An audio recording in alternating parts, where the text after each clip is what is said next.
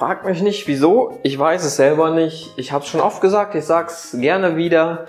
Ich bin nicht gut im Backen, aber aus irgendeinem Grund in der letzten Zeit, wenn ich nach Inspiration für Videos gesucht habe, es sind immer irgendwie die leckeren, süßen Sachen, die mich angesprochen haben. Also heute auch wieder, es wird gebacken. Ihr habt es im Titel schon gelesen, es gibt was Tiramisu-artiges, inspiriert von einem Rezept von Jamie Oliver. Das Originalrezept ist natürlich in der Beschreibung. Er hat eine etwas fruchtige Komponente mit drin, durch einen Fruchtlikör, einen Orangenlikör und Orangenzesten. Wir hier haben Schokolade und Vanillearomen gerne für sich ohne Frucht, deswegen wird das heute nicht dabei sein. Es wird also cremig, schokoladig, hoffentlich durchgebacken, fluffig und lecker. Wir werden sehen.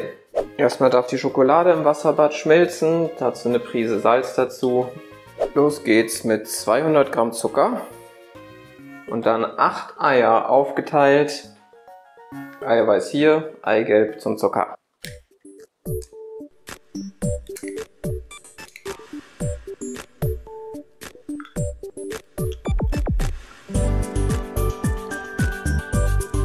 Jetzt werden Eigelb und Zucker kräftig miteinander verschlagen, vermischt.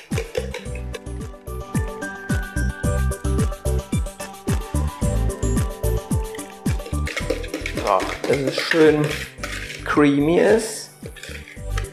Die Schokolade fängt dabei an zu schmilzen.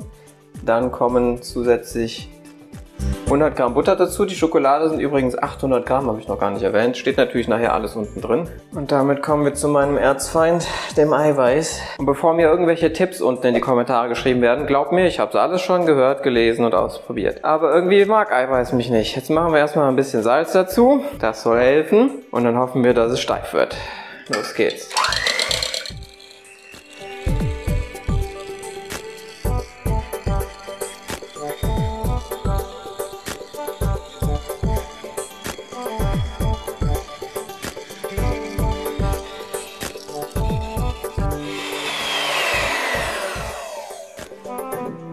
Oh mein Gott, es hat geklappt. Beim ersten Versuch.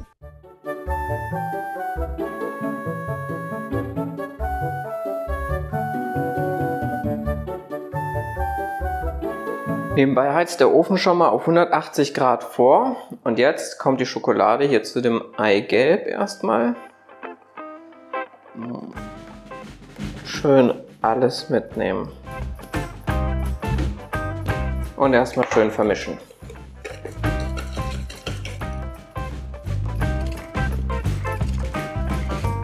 Und fast hätte ich vergessen, wir machen es noch ein bisschen schokoladiger mit 2 Esslöffeln Kakaopulver.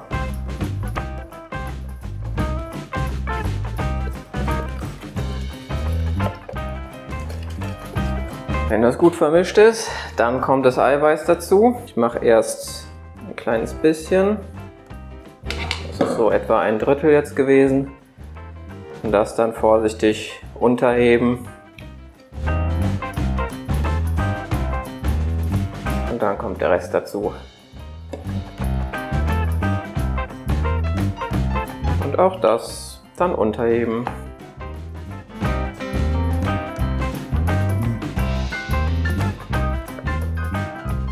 Diese sehr verführerische Masse wird dann jetzt in eine, ich sag mal, Auflaufform gegeben.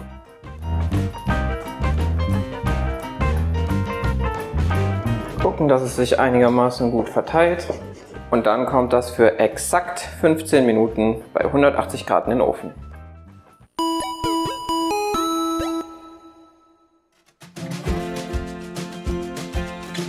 Wie man sieht, ist es ziemlich gut aufgegangen. Vielleicht sogar ein bisschen zu gut. Ob ich das ein bisschen zeigen kann. So. Doch, da ist noch ein bisschen Platz für die Creme. Und solange es noch warm ist, mache ich jetzt ein paar Löcher rein, wo dann gleich der Kaffee reinfließen kann.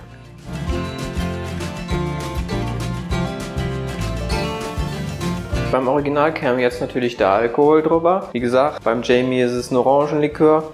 Ich brauche es nicht, bei mir kommt nur der Kaffee und dafür mache ich so eine Kaffeetasse voll. Ihr könnt Espresso nehmen, ihr könnt Kaffee nehmen, je nachdem wie stark der Kaffeegeschmack am Ende sein soll. Ich habe hier, ja, ich sag mal, einen doppelten Kaffee gemacht. Das ein bisschen aufsaugen und ein bisschen abkühlen lassen. Währenddessen machen wir die Creme. Und die besteht aus 2 Teelöffel Zucker, großzügige Teelöffel. Dann auch für mich neu, aber ich bin sehr gespannt, 500 Gramm Ricotta. Und natürlich Mascarpone und davon auch nochmal 500 Gramm. Dann etwas Vanille, bei mir in Form von Vanilleextrakt und alles gut vermischen.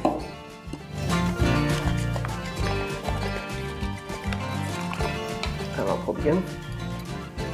Da kann noch ein bisschen Vanille dazu. Yummy. So, und jetzt muss das irgendwie alles da drauf und vernünftig verteilt werden.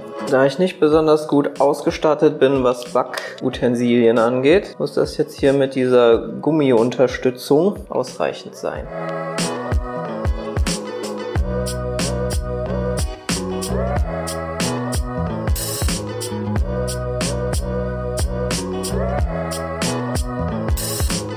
Und natürlich kriegt das Ganze jetzt noch den klassischen Kakaoanstrich.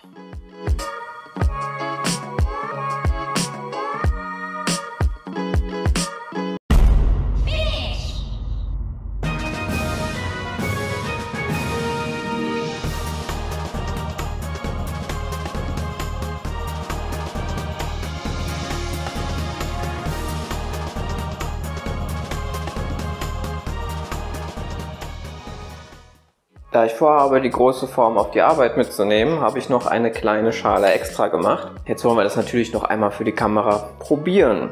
Jetzt bin ich aber selber gespannt. Ich habe ein bisschen was abgezwackt, weil meine Form kleiner ist als die vom Originalrezept. Schauen wir mal. Hier ist das Verhältnis zwischen Creme und Teig auch gut. Aber jetzt schauen wir mal, wie es schmeckt. Ich meine, was soll daran nicht schmecken? Wer Tiramisu mag, der mag das auch. Wir haben unten wie einen kleinen Brownie. Mal gucken, ob ich nochmal einen schöneren Anschnitt habe. Man sieht es vielleicht so ein bisschen, es ist fast ein bisschen fudgy da unten. Die Creme, ich meine, was will man sagen? Es ist immer lecker. Wer Tiramisu mag, der mag auch das. Und es ist glutenfrei, es ist kein Mehl drin. Also dafür auch super. Ja, macht's nach. Viel Spaß und viel Erfolg mit dem Eiweiß und guten Appetit.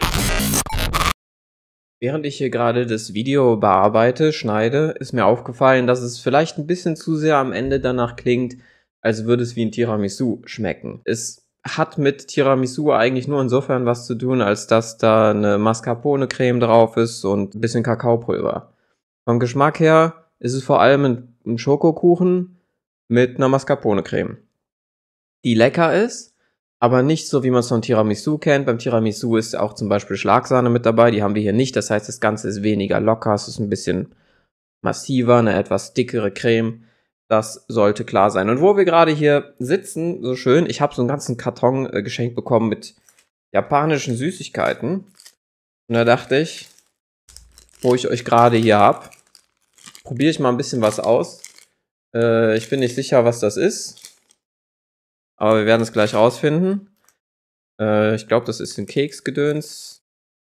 Steht da Ichigo. Ja, Ichigo ist Erdbeere. Irgendwas mit Erdbeere.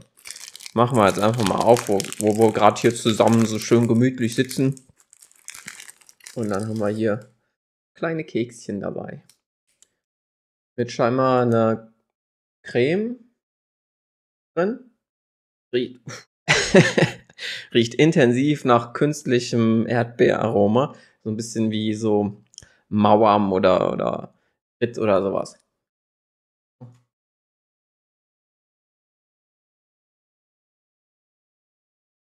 Die Erdbeere hat intensiv gerochen, aber man schmeckt nicht so stark wie ein Butterkeks. Mit ein bisschen was Zuckrigem, leicht Fruchtigem dazwischen. Kann man machen. Und dann haben wir hier das. Irgendwas mit Waffel. Da sind sie drin. Kleine Röllchen. Auch mit irgendeiner Creme drin. Riecht nach Vanille. Und so Waffelröllchen. Die Creme ist leicht vanillig, vor allem süß. Es gibt manchmal an Karneval so Neapolitaner-Gedöns. Also so Waffeln mit Cremes drin. Und da gibt es manchmal welche mit einer Vanillecreme, die aber im Grunde nur nach Zucker schmeckt. Das ist ein bisschen billig schmeckt. Und so schmeckt das hier auch. Man kann es essen. Ist jetzt nichts Krasses. Vor allem nichts krass Ungewohntes. Ich habe ja bei so japanischen Snacks immer so ein bisschen die Befürchtung, dass da Kram drin ist, den unser Gaumen einfach nicht gewöhnt ist. Aber das hier ist ganz lecker. Mal machen. Okay, genug Zeit verschwendet. Abonnieren bitte.